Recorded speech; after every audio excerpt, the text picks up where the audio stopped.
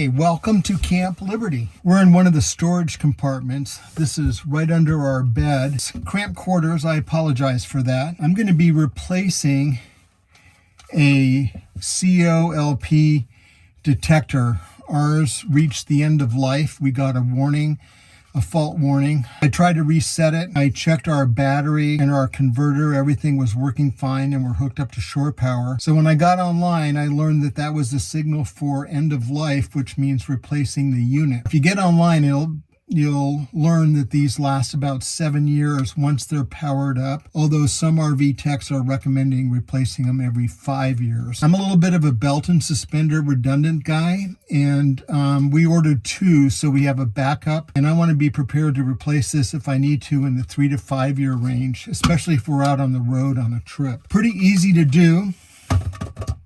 It just screws in place. We just have to hook up the power and negative leads. I'm going to use one of my little, I've been having fun with the 3D printer, let me tell you. So these are WAGO clips, and I made a 3D printed little pad for them, and they've come in quite handy. And on the back, I put some 3M 300 LSE transfer tape, and it works quite well, so I can just peel and stick these where I need them. And this will make it easy once I strip these wires and put them in the WAGO clips, which are lever connectors. I'm sure you guys are familiar with those, but it will make it easy to replace this if I need to. So this is the COLP detector that we're going to replace. Quick little tip, if you've not tried to remove the decorative bezel, there's a little hole at the very top and you can insert a screwdriver. I just use this little pointed dental pick, and you put it in the top and then just lever up and it just pops right off. There's a small little post, and if you get your hook right on that and then just lever up with that hook or a screwdriver, and you'll have no difficulty removing the bezel. And you need to remove the bezel so that you can get access to the 4 screws that will be holding this in the wall or wherever your detector is mounted. So as I said, we ordered 2. I'll put one away for the future, and we'll get this one out of its package and see what we need to do to prepare it for installation. And hopefully enjoy the fireplace tonight, the wood stove. Hopefully it's going to be nice and easy.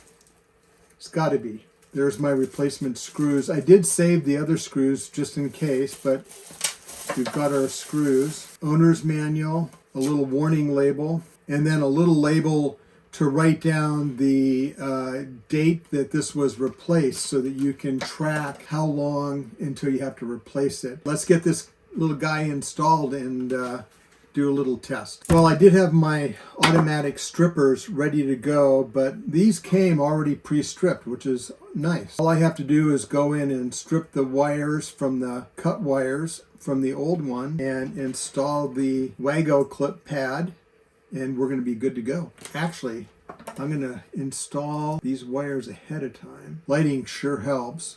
I've been working on lighting projects this winter in the camp, and I'm going to be excited to see how much that enhances our experience when we're on the road this year. Got the WAGO lever lock wire nuts on ready to go. Let's get it installed. I think I'm making a mountain out of a molehill with such a small little repair. That fits perfect. There's the nightlight that we're going to have once I get the switch installed, and this just going right back in the original holes. It's going to make Beth so happy to have the wood stove back tonight. I'm trying not to crank down on these too hard and break the plastic, so just a gentle little bit at the end. Now I'll point out one thing on our old one that this is a little modification that I did. I put a small black plexiglass dot over the LED light because you'd be surprised. That looks like a little LED light. Beth and I like it pitch black when we go to sleep at night. If you wake up at 2 o'clock in the morning, the camp will be lit up by this little red LED. So I'll end up transferring this over. Maybe I can do it now.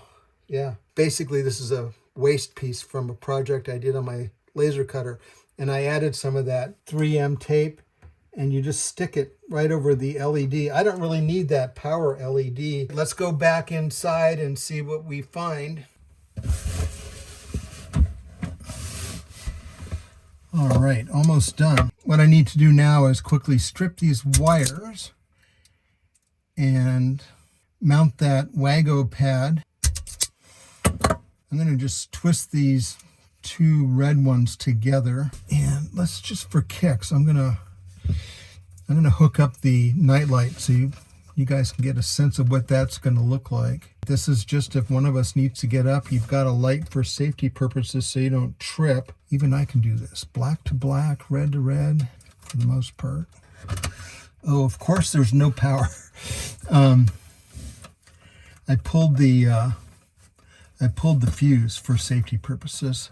This is where that little WAGO pad is going to come in super handy. All I need to do is to peel off the backing of this mounting tape. This is a perfect spot for right now. We're good to go, and then I'll clean all this up later on once we get the wire molding. I've got a couple other wires to run, and then I want to run a switch wire from this Nightlight up to our bedpost. Looks like a good job. Let's put the fuse back in, make sure the Nightlight works, and also we'll do a test of the new COLP detector. Oh, we got to put the decorative bezel on too before it's all done. No, this is cramped. All right, there's where we need to replace the fuse. And if you look over here, you can see number 5. 1, 2, 3, 4, 5 is the CO and LP detector. And then this is the other thing that caused us some trouble is this is also our bed 12-volt plugs. And Beth has missed this as well because she likes to charge her phone and her computer in the evening, and she hasn't had access to that. And she hasn't had access to the wood stove because of this COLP detector. Now, when you're replacing these fuses in here, two tools that come in quite handy. One is a pair of readers, and the other, if you've got fat fingers, is a hemostat standoff room that I can insert the fuse without difficulty. I always like to put my finger on these and make sure nobody is getting warm. Of course, you need to read your manual. Very important. Thing I noticed when I powered up is immediately the propane was blinking, and I thought I had done something wrong. And of course, when I read the manual, very important to read the manual, applying power to the detector will cause the detector to display a power green LED light.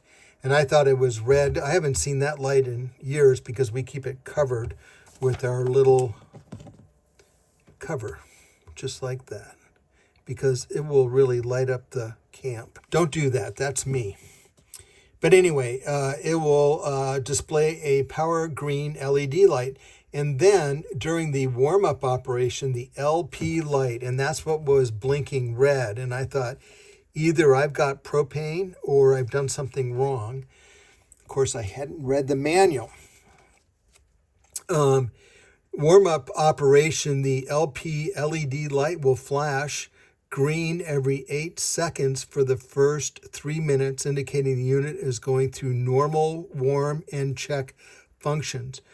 During normal operation, the detector displays a solid green light, which I've got covered, with no other lights on. And that's what I'm seeing now. And I'll just test this. According to this, it'll go through this test cycle for 10 seconds, and then it will be off. And so I think we're ready to go. Last step is to apply our decorative bezel, and we're back in action. And then that is our Nightlight, which will light up the floor, and it worked great. It lights up the lower portion of the floor fore to aft with no difficulties. And once I get the switch installed up on our bedpost, it'll be perfect for those quick trips in the middle of the night to the bathroom.